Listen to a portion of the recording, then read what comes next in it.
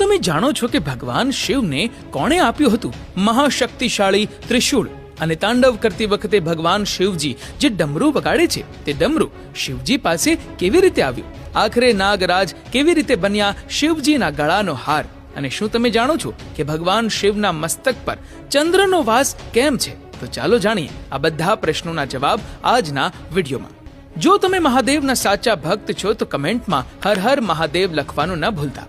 સૌથી પહેલા આપણે જાણીશું કે ભગવાન શિવને તેમનું ત્રિશૂળ કેવી રીતે મળ્યું. ભગવાન શિવ અસ્ત્ર શસ્ત્રના સર્વશ્રેષ્ઠ જાણકાર છે. શિવ પુરાણ અનુસાર પૌરાણિક કથાઓમાં એક કથા છે કે ભગવાન શિવ પોતે બાણ અને ત્રિશૂળના સર્જક હતા અને તેમણે જ સૌપ્રથમ બાણની શોધ કરી હતી અને ભગવાન શિવે જ સર્વપ્રથમ બાણનો ઉપયોગ કર્યો હતો. તો પછી ભગવાન શિવ પાસે ત્રિશૂળ ક્યાંથી આવ્યું? શિવ પુરાણમાં આ વાતનું વિગતવાર વર્ણન કરવામાં આવ્યું છે.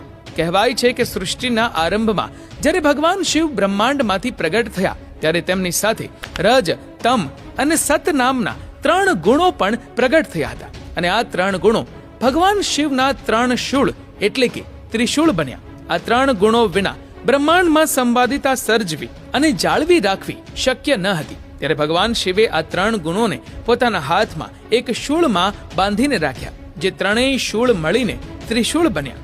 હવે આપણે જાણીશું કે ભગવાન શિવના હાથમાં ડમરું કેવી રીતે આવ્યું. ભગવાન શિવના હાથમાં ડમરું આવવાની કથા ખૂબ જ રસપ્રદ છે.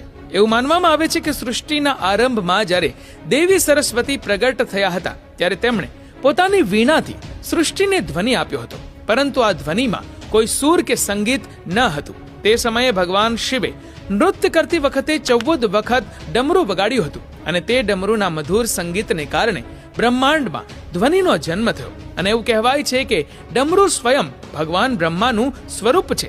હવે આપણે જાણીશું કે ભગવાન શિવના ગળામાં નાગ કેવી રીતે આવ્યો.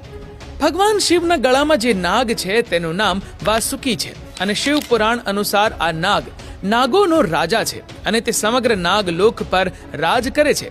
સમુદ્ર મંથનમાં આનો ઉપયોગ કરીને મંથન કરવામાં આવ્યું હતું. એવું કહેવાય છે કે વાસુકી નાગ ભગવાન શિવના પરમ ભક્ત હતા અને વાસુકીની તપસ્યાથી પ્રસન્ન થઈને ભગવાન શિવે તેને નાગલોકનો રાજા બનાવ્યો અને આભૂષણ તરીકે ગળામાં ધારણ પણ કરી લીધો.